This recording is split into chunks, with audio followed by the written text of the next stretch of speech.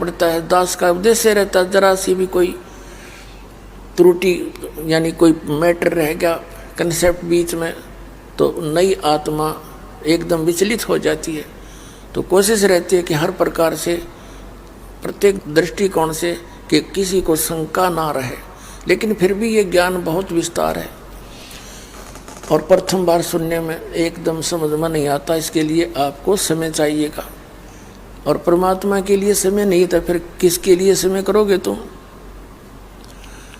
जिस कारोबार को आप कर कर के थक जाते हो और फिर भी आप भगवान की तरफ चलते हो, तो क्यों ना पहले से ही मालिक को आधार मान कर चलो, फिर आपके घर के काम भी ठीक होंगे, आपका व्यवसाय भी ठीक चलेगा, आपके शरीर में भी सुख, आपके घर में भी सुख, आपके परिवार भी सुखी रहेगा।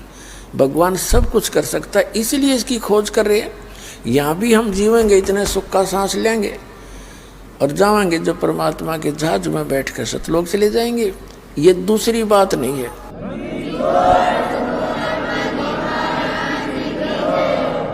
जब तक हम यहाँ रहेंगे परमात्मा के गुण गावेंगे और कोई आपत्ति आवेगी ना, आप देखना दाता, आप न सोचोगे भगवान आपके ऊपर ऐसी आपत्ति दिखाई देगी जिसका कोई विकल्प नहीं दिखेगा आपने, और आप इतने चिंतित हो जाओगे।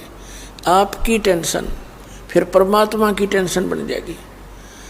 परमात्मा कहते हैं जो जन मेरी शरण है ताका हूँ मैं दास और गेल गेल ला गया फिरूं जब तक धरती आकाश।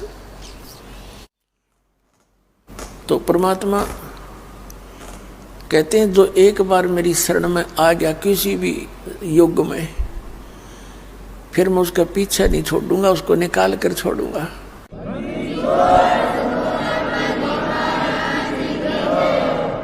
पुण्यात्माओं, आप कोई आज के नहीं लगे हो भगवान के भक्ति में, आप बहुत युगों से लग रहे हो। और ऐसे घोर कलयुग में जहाँ सब जगह हाहाकार मच रहा और अत्यधिक मानव जो है विकारी हो गया, भगवान से भी दूर होता जा रहा है। एक औपचारिकता से भगवान बजते हैं ना, तो भगवान की आवश्यकता नहीं रह रही।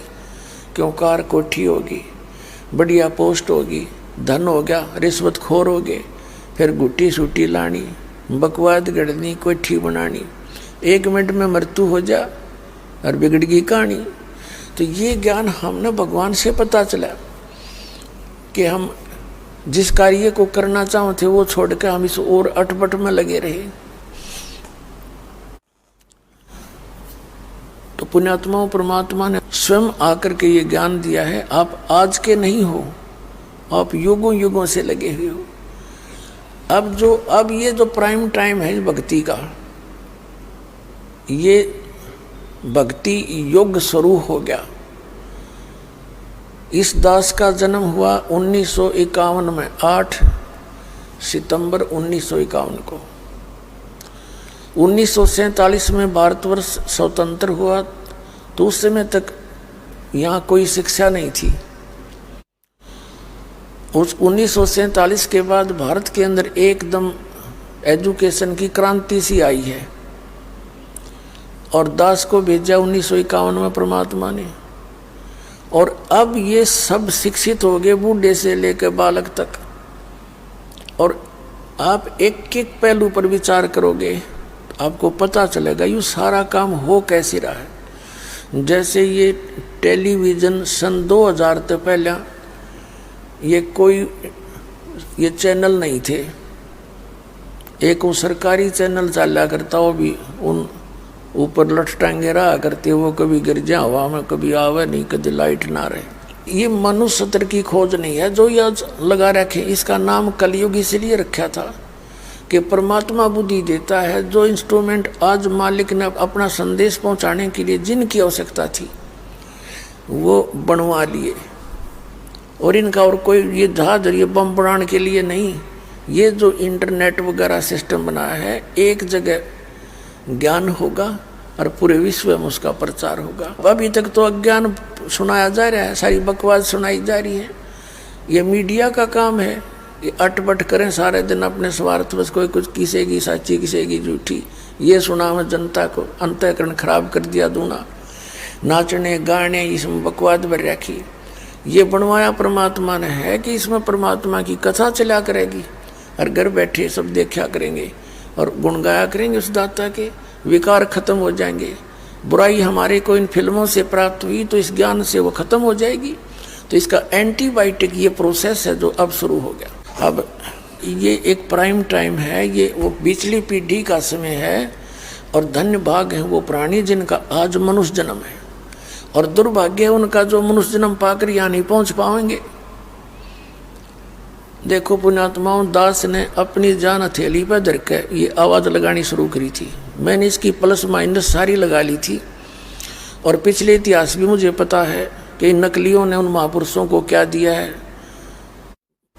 उसको ईसा मसीह जी को क्रश कर दिया और भी बहुत से महापुरुषों के साथ इन्होंने बहुत जुल्म गुजारे, लेकिन सब कुछ देखते हुए परमात्मा के आदेश से दास ने सबके विषय में बोल दिया और सच्ची कह दी कि ये झूठे हैं, इनका ज्ञान झूठा है, ये मनुष्य जीवन अपना भी बर्बाद करें और आपका भी नाश करें, और प्रमाण के साथ बता दिया।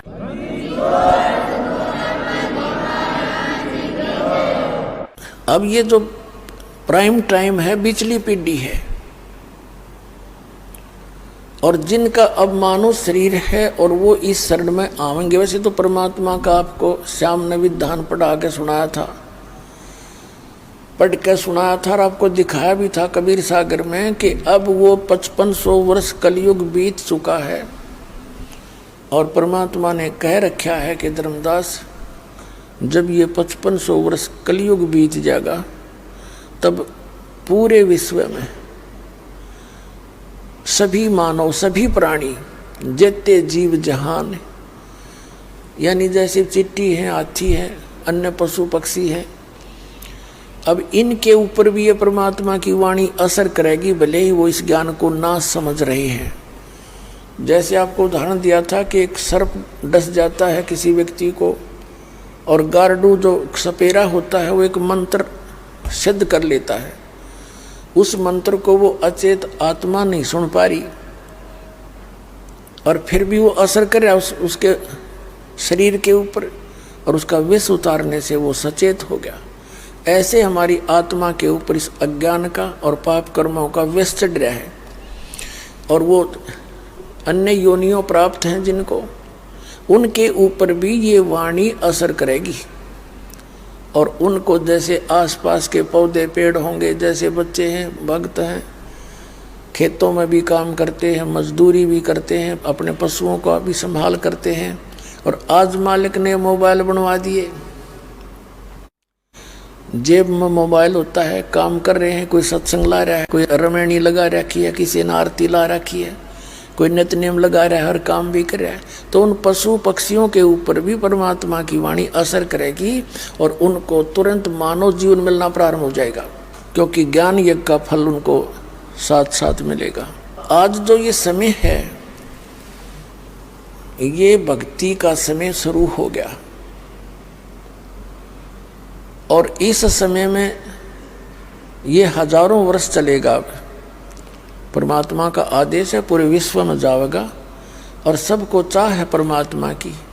ये ज्ञान आपको इतना इस काल के इस झूठे सुख से इतना उल्टा हटा देगा कि आपकी आत्मा स्वीकार नहीं करेगी यहाँ की, चाहे कोई प्रधानमंत्री बनाने की चेष्टा करे आपको, क्योंकि आपको ज्ञान हो जाएगा। इस ज्ञान से पहले थोड़ा सा प्रसंग बताते हैं फिर सुनाएंगे। अब जैसे ये सही मंत्र और यथार्थ ज्ञान और यही मंत्र जो दास आपको देता है, इसके अतिरिक्त इस मोक्ष मार्ग का कोई मंत्र नहीं है। इस प्रथम मंत्र में से इन लोगों ने बिगाड़ बिगूड़ के, कोई तो एक मंत्र देता किलम किलम किलम, कोई एक मंत्र देता हरम हरम हरम, ये करें जाओ। तो ये तो वही काम हो गया जैसे कार का किसी ने तो पहिया निकाल रखा है, हट जाओ गाड़ी आएगी, उसने घुमाता जा है। किसी ने सटेरन ले रखा है, हट जाओ गाड़ी आएगी, कार ले रहा हूँ मैं। ये सारे मिला के कार बने हैं। ये स्टीयरिंग भी, ये व्हील भी, ये बॉडी भी, ये सारी बनकर गाड़ी है। तो ये सभी मंत्र, ये सारे मिलकर राम नाम की गाड़ी बनेगी। और इसमें तो एक भी निकाल दिया, जैसे एक पहिया भी निकाल दिया तो भी व्यर्थ है, वह चलेगी कैसे, खड़ी खड़ी घर घर करें जाएगी। तो ये सभी मंत्र हैं जो राम नाम की गाड़ी के, और इनका आपकी कीमत बता दी। सतनाम पालड़े रंग होरी हो, 14 लोक चढ़ावे राम रंग होरी हो, 3 लोक पासंग धरे रंग होरी हो, तो ना तुले तुलाया राम रंग होरी हो। ओए होए भाई जो गुरु बचन पे डट गे रकट गे फंद 84 के, कट गे फंद 84 के, रकट गे फंद 84 के। भाई जो गुरु बचन पे डट गे रकट गे फंद 84 के, वस्तु मिली ठोर की ठोर, मिट गई मन पापी की दौड़।